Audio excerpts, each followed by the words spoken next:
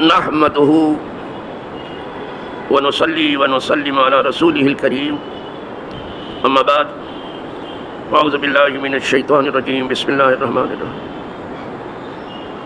وعن ابي الدرداء قال كنا مع رسول الله صلى الله عليه وسلم فشخص ببصره الى السماء ثم قال هذا وان يختلس فيه العلم من الناس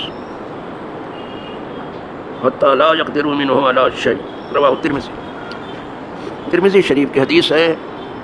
حدیث پاک کے راوی جناب ابو الدرداء رضی اللہ تعالیٰ عنہ وہ بیان فرماتے ہیں کہ ہم حضور صلی اللہ علیہ وسلم کے ساتھ تھے تو آپ نے اپنی نگاہ پاک آسمان کی طرف اٹھائی، پھر ارشاد فرمایا کہ یہ گھڑی ہے، اس میں علم لوگوں سے لے لیا جائے گا، یعنی علم جاتا رہے گا یہاں تک کہ اس میں سے کسی چیز پر وہ قادر نہیں ہوں گے.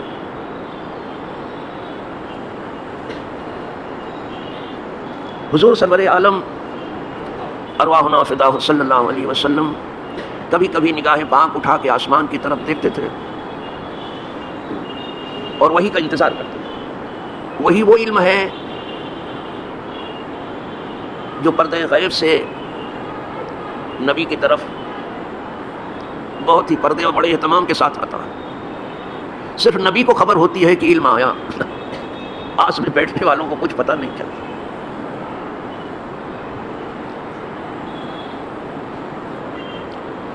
اس لیے کہ نبی کا رشتہ ایک طرف تو تمام امت سے جڑا ہوا ہے، دوسری طرف نبی کا تعلق اللہ سے ہے. وہ اللہ سے بھی ملے ہوئے ہیں اور بندوں سے بھی جدا نہیں ہے. اللہ حضرت اس حقیقت کو اس طرح بیان کرتے ہیں، ادھر اللہ سے واصل، ادھر بندوں میں بھی شامل. خواص اس برزخ کبریٰ میں ہے حرف مشدد کا. کیا شان ہے نبی کی، کیا شان ہے اللہ کے محبوب کی. ادھر تو خدا سے ملے ہوئے ہیں، ادھر بندوں کے ساتھ بھی ہیں. دوہرا رشتہ ہے، نہ بندوں سے جدا ہیں، کوئی بندہ حضور جیسا تو نہیں ہے، آیا ہی نہیں کوئی یہاں حضور جیسا. تو یہ حضور کی شان ہے کہ بندوں میں بھی شامل ہے سب کے ساتھ. حالانکہ کوئی بندہ حضور جیسا نہیں ہے. ادھر خدا سے بھی ملے ہوئے ہیں اور خدا سے ملنے والا بھی حضور جیسا کوئی نہیں. ملنے کو جتنے انبیاء سب ملے، جتنے اولیاء ہیں سب ملے ہیں، جتنے صدیقین ہیں سب ملے ہوئے ہیں، جتنے شہداء ہیں سب ملے ہوئے ہیں، جتنے نجیب نقیب ابدال قطب غوث ہیں سب اللہ سے ملے ہوئے ہیں. لیکن خدا سے اتنا قریب ہونے والا کوئی نہیں ہے. تو دو شان ہیں. دیکھ کے اپنے جیسا کہنے لگے تو بہت غلطی پر ہے، بہت غلط. اور اگر وہ کہے کہ میں تو بس وہی کہتا ہوں جو حضور نے فرمایا تھا کہ انا بشر مثلکم، میں تو تمہارے جیسا ہوں، بس میں تو وہی کہتا. حضور نے خود ہی فرمایا تھا اور ان سے کہلوایا بھی گیا، تو قدرت نے کہلوایا قل انما انا بشر، میں تمہارے جیسا ہوں، بشر ہوں. لیکن ان سے کہلوایا گیا، تم سے تو نہیں. وہ کہیں جن سے کہلوایا قل، ان سے کہلوایا گیا. کہیں قلو بھی ہے، تم سب کہو. یہ کہ بڑا اپنے کو کچھ چھوٹا بنا کے پیش کرے تو اس کی اور بڑی بڑائی ہے، لیکن چھوٹا بڑے کو چھوٹا کر کے پیش کرے تو پھر یہ اس کی بیوقوفی ہے، اس کی حماقت ہے. یہ چل رہا ہے. بس انا بشر مثلکم دیکھ لیا ہے، یہ نہیں دیکھا کہ کل کہا ہے اے محبوب تو پر. اس لیے کہ تمہاری طرف سے تواضع ہوگی، تمہاری طرف سے انکسار ہوگا، تمہاری طرف سے رحمت و رافت ہوگی. تم رحمت للعالمین ہو، تم کہو میں تمہارا، تم سے نہیں کہلوایا. اور اگر کہیں ہو تو مجھے دکھا دو قولو. جس کے حوالے سے آپ بات کر رہے ہو اس نے یہ بھی تو کہا تھا کہ ایوکم مثلی، تم میں میرے جیسا کون ہے. یہ کیوں نہیں پیش کرتے ہو؟ ایوکم مثلی، تم میں میرے جیسا کون ہے. تو جس نے ایک شان کو دیکھ کر کے یہ گفتگو کی دھوکہ کھا گئے. دونوں شان کو دیکھ کے گفتگو کر. وہ واصل بحق ہیں، خدا سے ملے ہوئے بھی ہیں، ایسا کہ آج تک اتنا قریب کوئی نہیں ہو سکا، اور بندوں سے بھی ملے. دونوں شان دیکھ کے گفتگو کر. ان کی دو شان ہے. وہ مومن بھی ہیں, ان کے جیسا کون مومن ہے, اور مومن بہی بھی ہیں, ان پر ایمان لایا جاتا ہے. وہ خود ایمان لانے والے ہیں اور ان پر ایمان لایا جاتا ہے. ان کی دو شان ہیں. حرف مشدد سمجھتے ہیں جس حرف کے اوپر شد ہو. شد آپ نہیں سمجھتے, جس حرف کے اوپر تشدید ہو. تشدید آپ سمجھتے ہو, جزم سمجھتے ہو. تو جس کے اوپر تشدید ہوتی ہے وہ حرف دو مرتبہ پڑھا جاتا ہے. وہ آگے والے سے بھی ملتا ہے, پیچھے والے سے بھی ملتا ہے. جیسے میں کہا مدرس, لیکن تو اس میں شد نہیں آ سکا. اب معلم, اب میں کہتا ہوں, میں نے کہا معلم, اب شد آ گیا. اس میں جذب تھا پہلے میں مدرس, ہے نا,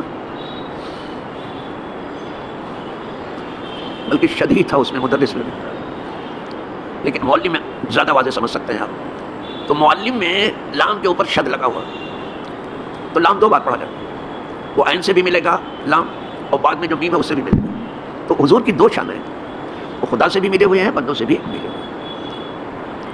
اور تھوڑا کھول کے سمجھاؤں آپ کو, کیونکہ بالکل عوام کا مجمع مجھے ڈر لگتا ہے کہ کہیں سمجھ سے بالا تر بات نہ ہو جائے. بالکل علمی, یہ قبر جو بنتی ہے قبرستان میں, تو دنیا ہی میں تو ہے قبر نا, قبرستان دنیا ہی میں نا, لیکن قبر والا دنیا میں نہیں ہے. وہ دنیا میں نہیں, اٹھ گیا وہ. تو یہ قبر دنیا سے بھی ملی ہوئی ہے, آخرت سے بھی ملی ہوئی ہے. اس میں رہنے والا جو ہے دنیا میں نہیں ہے. دو شان ہے قبر کی. قبر ایسا گھر ہے کہ دنیا سے بھی ملا ہوا ہے, جا کے فاتحہ پڑھو, اور آخرت سے بھی ملا ہوا ہے. اب وہ مکان میں نہیں ہے, اب اس کی روح جو ہے اعلیٰ علیین میں پہنچ چکی ہے. قبر والا دنیا میں نہیں ہے.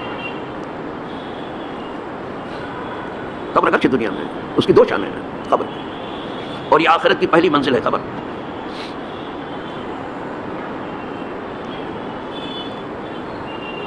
آپ جا کے وہاں فاتحہ بھی پڑھتے ہو, اور وہ سلام بھی اس کو کرتے ہو, فاتحہ بھی پڑھتے ہو, لیکن وہ یہاں نہیں ہے. وہ جواب بھی دیتا ہے آپ کے سلام کا, اور آپ کے جانے سے خوش بھی ہوتا ہے, لیکن وہ آپ کو دیکھتا, آپ اس کو دیکھتے نہیں. دو حالتیں اسی قبر کی, دنیا سے بھی ملی ہوئی ہے, آخرت سے.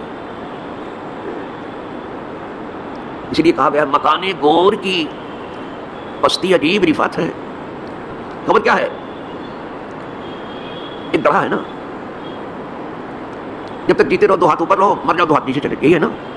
تو دیکھنے میں تو نیچے جانا ہے قبر میں, لوگ نیچے اتارتے ہیں اس کو, لیکن وہ دیکھنے میں نیچے ہو رہا ہے, اب اونچا ہو رہا ہے. وہ مکان گور کی پستی عجیب رفعت ہے. یہ قبر کی جو پستی ہے, نیچا پن ہے, یہ عجیب اونچائی ہے. کہنے والا کہتا ہے یہ عجیب اونچائی. کہا اب تک یہ مکان میں تھا, اب لا مکان میں پہنچ گیا. کہا جو لا مکان مکان ہو تو کیا کہنا, پھر ابھی تک مکان میں تھا نا, اب لا مکان میں پہنچ گیا, اعلیٰ علیین میں پہنچ گیا. تو بلند ہو گئے, دیکھنے میں پست ہوا, حقیقت بلند ہوا. جو لا مکان بنا ایسا کوئی مکان. تو سرکار کبھی کبھی نگاہیں پاک اٹھا کر کے وہی کا انتظار کرتے تھے. آپ نے نگاہیں پاک اٹھائی تو آپ کو معلوم ہوا کہ اب علم وہی اٹھا لیا جائے گا, یعنی حضور پردہ فرمائیں. مشن پورا ہو چکا تھا. تو فرمایا یہ وہ گھڑی ہے کہ تم سے علم اٹھا لیا جائے گا, یعنی میں اٹھا لیا جائے گا. بالکل کھل کر کے صاف نہیں کہا, صحابہ رونے لگتے تھے نا, علم اٹھا لیا.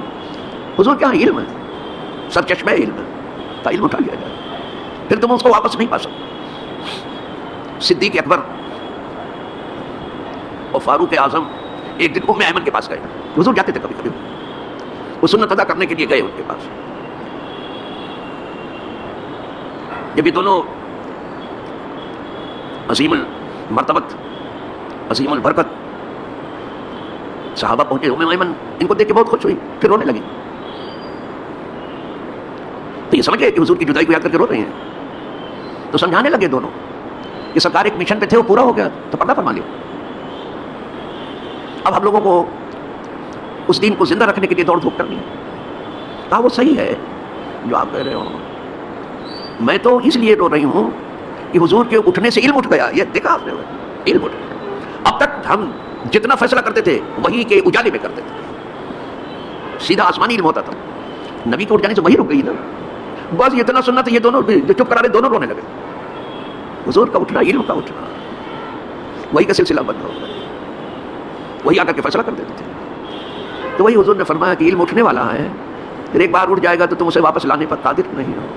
اللہ پاک علم پاک کے مصطفی سے ہم تمام کو وافر حصہ عطا فرمائے, اور جیتے جی اس پر عمل کی توفیق عطا فرمائے, اور وہ بندگان قدسی، وہ بندگان پاک، وہ بندگان خوش نصیب جنہوں نے زندگی بھر اس دین کی خدمت کی ہے اور اسی پر ان کا وصال ہوا ہے، اللہ ان کے قدموں میں جیتے جی عمر کے جگہ دے، اور اللہ انہی کے پاک قدموں پر ہم تمام کا